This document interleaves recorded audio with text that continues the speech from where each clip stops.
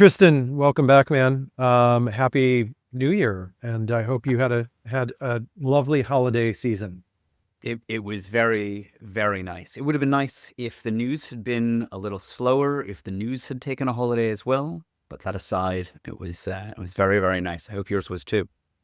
Yeah, it was good. As I mentioned in the when we were chatting earlier, it was just a little.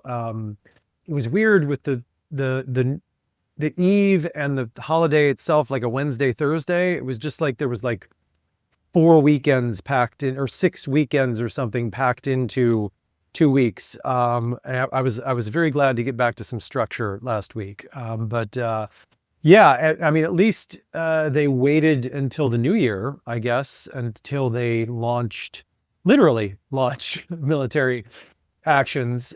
So, as you noted, the new year has kicked off with a bang. And we're going to hone in today on one of those things that we've been following particularly closely, and that is the issue of Greenland. And, you're all probably wondering, why the heck aren't we talking about Venezuela? Well, the reason we're not going to spend a lot of time on Venezuela today is because today is January 15th. Tomorrow on January 16th, I am recording an interview with America's former ambassador to Venezuela, Jimmy Story, to do a little deep dive into what's going on in Venezuela. So, we have to start this conversation with Venezuela, though, because of the fact that this, you know, whatever adjective you want to use, move by the Trump administration to snatch Maduro out of Venezuela has completely, reset the thinking of what the U.S. wants to do in the Western Hemisphere, what it's capable of doing, and what the president will do. And not only that, but what they're trying to get out of this.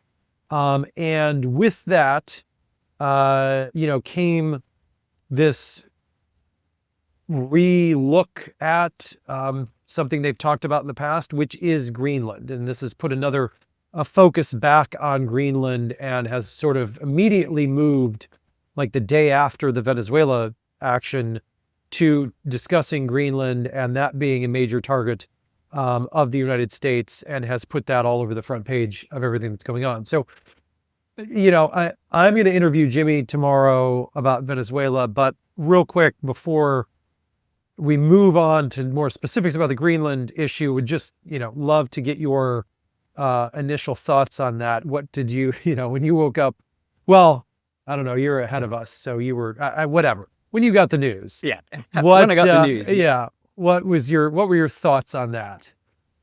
Yeah, look, I had just landed back in Hong Kong, and opened up my phone, and there was the news, and my reaction was, yeah, okay, of course, right. This is something that you and I have been talking about for months. This is something in our yearly wrap up a few weeks ago. We said this is going to be a story that we are going to watch very closely in 2026. I think what we got wrong, or at least what I got wrong, was that it would start on the 3rd of January, at the very beginning of 2026. But that doesn't mean that we're not still going to be talking about it throughout, because this is extraordinary. Just thinking of America's now, I guess, responsibility for Venezuela, the American president calling himself the acting president of Venezuela. I'm thinking of the summit that he had with major U.S. oil execs. Was that last week or earlier this week? Where the idea, I imagine the White House's idea was, we're going to have this big summit of all the major execs, and we're going to get tons of investment going into Venezuela. And my reading of the outcome was that, the oil execs who know what they're talking about, like, look, Venezuela is uninvestable. We don't at all feel comfortable just throwing money and time and risk to capital, to lives, at it, which, suggests that, like, America really will be in, or at least this administration are in it for the long haul. And it seems in the near term won't be getting what certainly the American president thought he would be getting very quickly out of it. And that's just looking at one dimension of the American angle. I mean, the broader thing, and again, we've spoken about this many times, is what this signals to the broader international community and what this is indicative of. And here we can launch into talking about Greenland, where it's like, okay, taking territory by extraordinary military means, that's on the table. And this really is a profound shift from what has been the prevailing post-war norm. Yeah, and we've seen in Venezuela that Trump is willing to use military force and old school gunboat diplomacy to get what he wants, and prop up a pliant leader regardless of how they treat their public. You spend all this time talking about how horrible Maduro is and what a horrible leader and how he treats his people, but then you let his second in command take over the country. But as long as she's doing what we want her to do, we'll kind of turn the other way. I think I've mentioned this on this podcast before, but I'm a diplomatic historian. The U.S., this is, we have done this many times before, especially in Latin America. And so that doesn't, help our image in the region. But it has now opened the door to Greenland again. And, turning to that, there's 99% of my body can't even believe we're talking about this. And the fact that the Europeans have sent more troops to Greenland as a deterrent to the United States of America. Let me remind listeners and watchers, I guess, that Greenland is a territory of Denmark, who is a NATO ally. So this isn't just some huge rock floating out there in the Arctic and North Atlantic that nobody has control over, or it's controlled by a competitor like China or Russia. This is a NATO ally where the United States has military bases. And we'll get to more of that in a minute. But I wanted to sort of back up a little bit. And, I think as a historian, I think the historical background on this is extremely important. And sort of, the far history and also the more recent history. But, this was discussed. The United States offered to buy Greenland back in 1946. And they kind of basically said thanks, but no thanks. But gave us basing rights in 1951. This is the heart of the Cold War. And that's sort of the time period when NATO really started becoming a military alliance, and not just a political alliance. It was always both, but the Korean War and NSC 68 in the United States really kind of pushed that more forward. So the U.S. had bases there, had the Thule Air Force Base has been there for decades. We stored nuclear weapons there. There was reporting a few years ago about how all these nuclear storage facilities were coming back to the surface because they were buried underground, but now all that's thawing. So that's another story for another time. But in the meantime, going back to this issue of why is Greenland, why do we care about Greenland, right? So this has a lot to do with climate change, and which is also ironic that the administration doesn't really believe in climate change or talk about doing anything for climate change. Well, the Arctic is thawing, and during the summers, we did a working group on this at ISD way back in 2017. But the Arctic has been warming 3 to 4 times faster than the rest of the world. and the summer ice pack hasn't been as large and keeps shrinking, which opens up massive shipping routes through the Arctic. For instance, Beijing to Hamburg is now it cuts off like 2,100 nautical miles, or like weeks of the voyage, from, China, if they want to ship through the Northern Sea route that goes along the northern coast of Russia. So, the Chinese are obviously extremely interested in this because of trade and shipping. The Russians are extremely interested in this because a third of their country is in the Arctic, and like a third of their GDP comes from that region.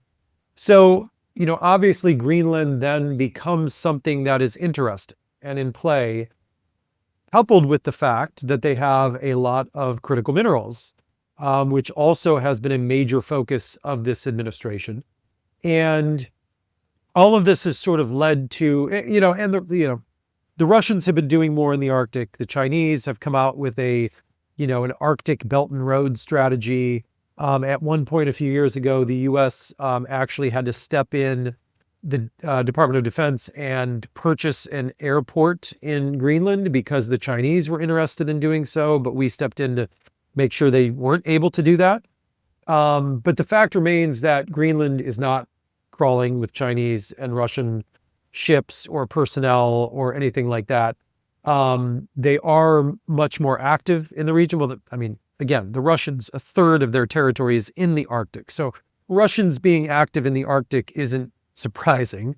But it has become more militarized and more of an active zone over the course of the last decade. And that's made it more interesting for the United States, for someone like Trump. And he just, I don't think he really understands why it's part of Denmark or thinks that it should be. Sees this huge landmass out there that has critical minerals, is in a very important region and strategic, has strategic geographic location. And he's really enamored with this Donroe Doctrine right now, and gaining this massive influence over the Western Hemisphere and what he views as America's historic sphere of influence and what it should be. And all this talk about the U.S. taking over Greenland, whether or not they're going to use force. The Stephen Miller comments on CNN last weekend were about as harsh and, he's not wrong to an extent when talking about power, but it was just so not in the spirit of I don't know. It was so insane. To me, he sounded like a first-year undergraduate who opens up their very first international relations textbook, reads a few pages into the realism chapter, and then stops. Right. It just, that, has recently read Thucydides and is looking at the Melian or pretending the Melian dialogue. Yeah. So it's very self-defeating in many ways, potentially. And we're actually going to do our working group this semester at ISD on, so we're going to do research and a report, bring some people together to talk about this on, the second, third, and fourth tier knock-on effects from the Donroe Doctrine and like what the United States is doing right now. And Greenland will be a large part of that. And the crazy thing is, right, we can increase our military presence there if we want to. They are a NATO ally. We can make more deals for critical minerals there. They are a NATO ally. It makes no sense. It buggers the mind at like what is going on here. So I'm going to stop there. I've talked way too much, but would love to get your view of this from sort of the Canadian and, from being in Europe for so long and focusing a lot on European stuff, what is the view in your mind from the rest of NATO besides just I mean, crazy town? yeah. Well, let's take that as read, because it absolutely is. I mean, look, from the Canadian perspective, I mean, I had thought we were in line to be the 51st state. I guess this makes us 52 now. Yeah. Alas, unless Venezuela becomes 50, I don't know what the order Right. of entry into the empire is, but I thought we had a privileged place. Look, we've been saying this for almost exactly a year now, and my goodness, what a long year! But yet another wake-up call for Europe.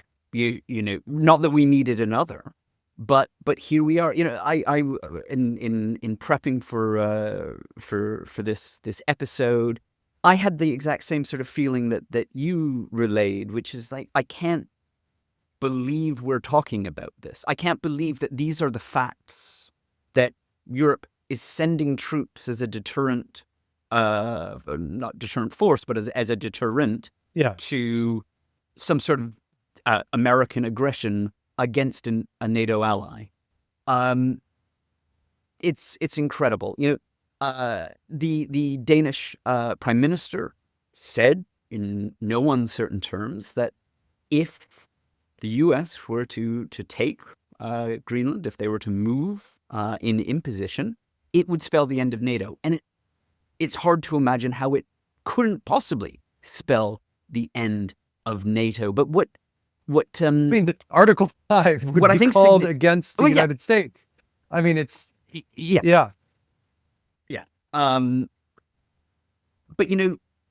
one thing, I can imagine just being in an alternate reality where that would be the sort of sentence that would be like, oh, whoa, okay, yes, that's scary, that's bad for not just NATO but for the United States of America. Yeah, let's take a turn out of crazy town. But I don't think that is such a threat. The American president's made it very, very clear. NATO means nothing to him. NATO is just a bunch of free riders who have been ripping off America for years and years and years, apparently at levels that we wouldn't believe, as he constantly reminds us, or implores us to believe. And so the idea that, well, that's it for NATO is like, oh, okay, well, I don't care. And sometimes when he's talking about, the American president is talking about Greenland, he's talking about it in terms of military security. He said, and I'll quote him directly here, there's not a thing that Denmark can do about it if Russia or China wants to occupy Greenland. And not that there's evidence that they do, but never mind. And the American president goes on, but there's everything we can do. We found out last week with Venezuela. I can't rely on Denmark being able to fend themselves off. Never mind that he sort of mixes up who's fending whom, but let's put that to the side. So he's talking about, security in terms of military security, but exactly as you said, if America wants to increase its military presence in Greenland, it can. They have every right to do so, and always have. That's been on the table. And right? Like that's the crazy absolutely. thing. Is like this has been on the table. That the Danes have talked about this and said we will provide mineral deals, and the Greenlanders would be fine with that. And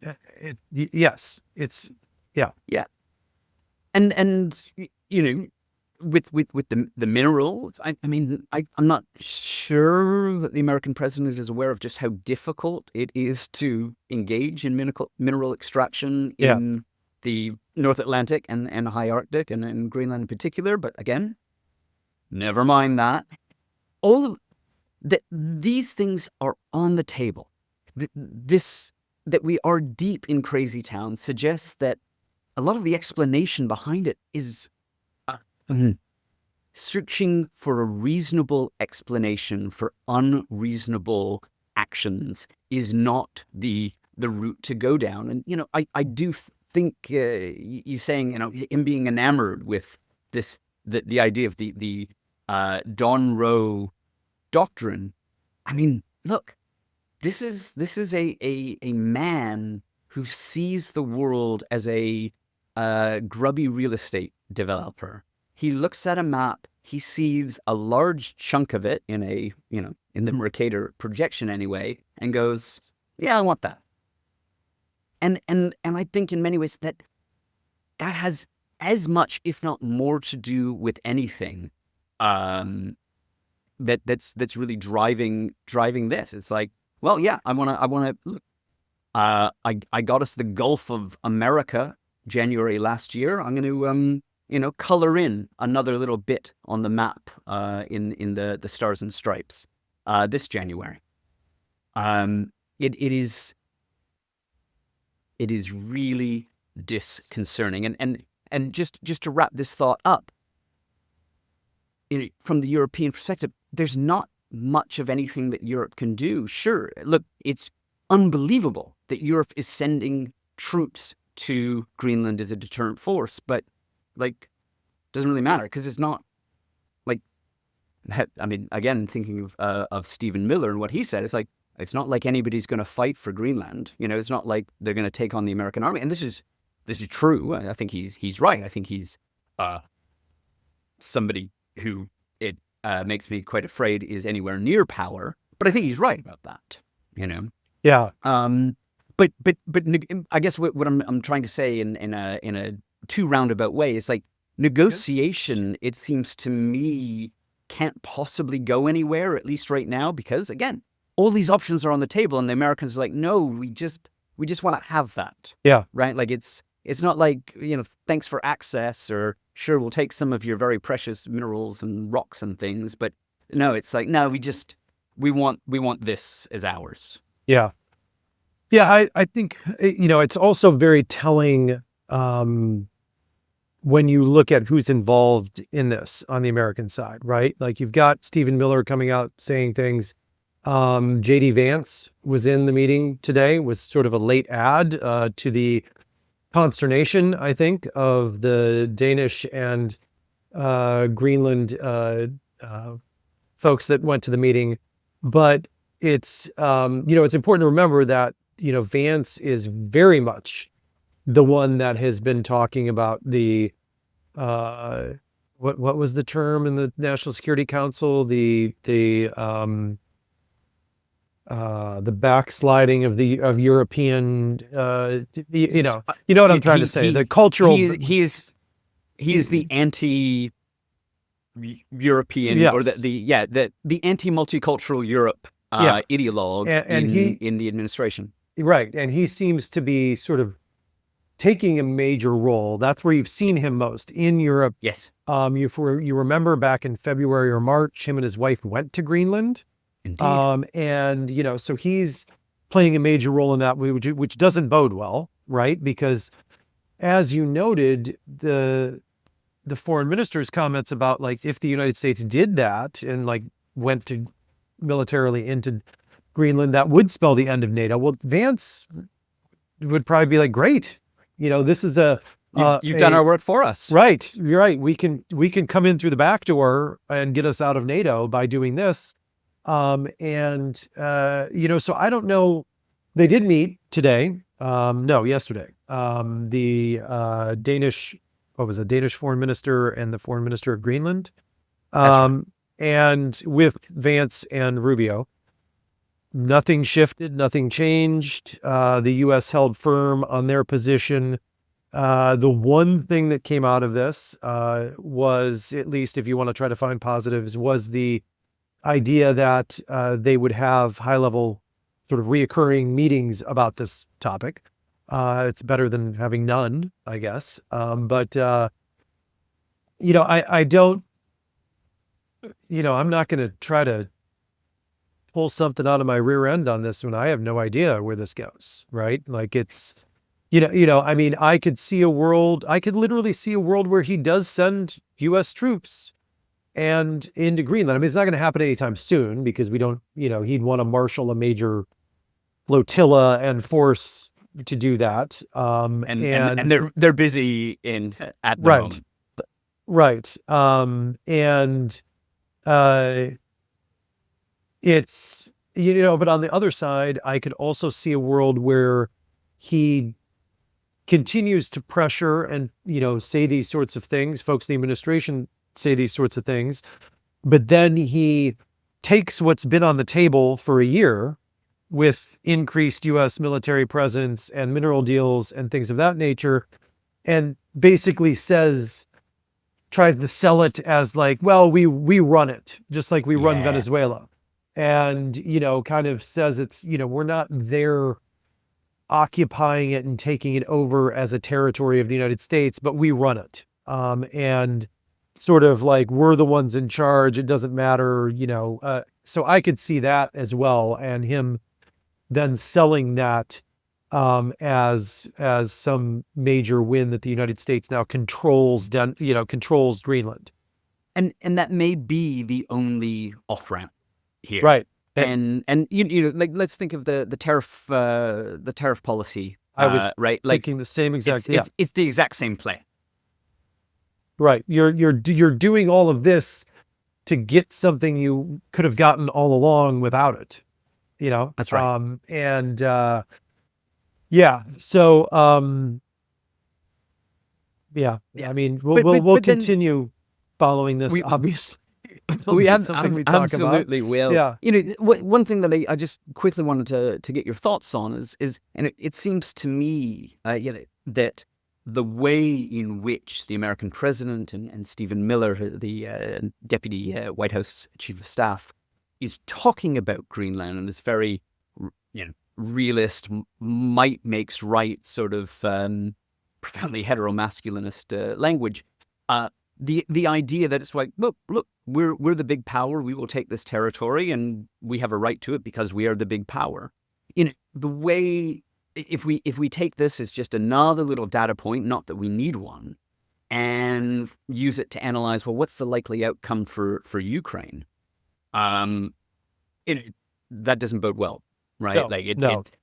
As you and I have been saying now for over a year, it plays into the narrative that the Kremlin and the Russian president has been forwarding since the very beginning of Russia's invasion of Ukraine, which is that we're the big power, we'll take it. And as we saw as the American president has been consistent in saying, it's like, look, Russia's the big power, Of course they can have it. Right. And so I'm desperately looking for silver linings, and there definitely isn't one here, where it's like, oh, well, actually, there's a suggestion of a respect for territorial integrity and a rules-based order. Again, it's just not that we need another data point to suggest that, like, boy, we are in a different world now, but we are in a different world. Yeah. I'm glad you brought that up, because it's one thing we haven't talked about is something we'll talk about in our, working group and research on this issue moving forward at ISD. But the signaling, I mean, it's not even signaling. I mean, you're saying the quiet part out loud to Russia and China. Yeah. Like, yeah, guys, it's a sphere of influence world. This is my sphere. Look what I'm doing in it. Why would Xi Jinping or Vladimir Putin think that Trump is going to really do anything major at all to stop them from doing certain things? Of course. And if, God forbid we do invade Greenland and NATO crumbles, because, Putin will double down on Ukraine. Will double down. He'll be in Latvia, Estonia, you name it. Because he won't have to worry about the United States as part of NATO anymore. It just signals that we're now in this world where that's what matters. And that's what the U.S. is going to do, and the way it views the world. And, I don't know about you, but I view a sphere of influence world as a more dangerous world overall, because eventually those spheres start butting up against each other, and there's pushback, and it doesn't. I've seen this movie before. Yeah, we know how this goes. Like it's not like we're in uncharted territories. But we have been here before. There is a reason why the post-Second World War compact is the way that it, I'd like to say is, but the way that it was. Right. And it was in no small part to avoid an international system like the one that it seems we are, again, I'm so used to saying rushing headlong into. I think we're there. Yeah. No, yeah, exactly. I mean, the actions of the first 2 weeks of 2026 have demonstrated that we are in the new world. It's amazing to think of the possibilities of where that leads us over the course of the next year, next 3 years of the Trump administration, and how this all ends. I mean, we'll talk about this more. We've probably got to wrap this up at this point, because there's also so many other follow-on discussions and second and third tier effects for the United States, for the world writ large on this, that we will discuss in the coming weeks and months, I'm sure. But anyways, yeah, craziness, man. So, all right. Well, despite the craziness, still nice to see you as always. Yes, as always, indeed. Well, I mean, we live in discussing craziness, and we try to find the nice stories when we can, but we need to probably, that's my New Year's resolution for diplomatic community is more good feel stories. So we'll try to get on that. Yeah, we'll have a whole episode just of that, and it's going to be like a mini episode. Yeah. Very It'll be yes, exactly. So, anyways, all right, man. Good to see you. Likewise. All right.